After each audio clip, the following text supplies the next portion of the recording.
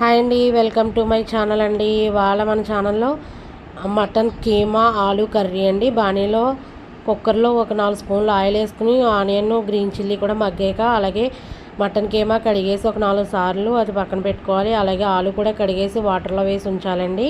అలాగే ఆనియన్ మగ్గిన తర్వాత ఆలు కూడా వేసి 2 కలిపి మగ్గనివ్వాలి, రబ్బర్ పెట్టకుండా మూత పెట్టి. అలాగే అవి మగ్గిన తర్వాత మటన్ కీమా కూడా వేసేసి బాగా మగ్గనిచ్చండి.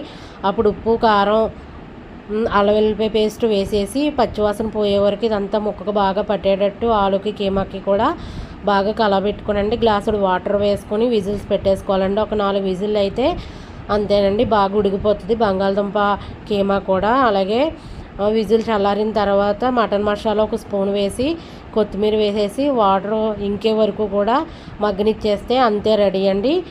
మటన్ కీమా ఆలు కర్రీ చాలా టేస్టీగా చాలా బాగుందండి, చాలా సూపర్గా కుదిరింది.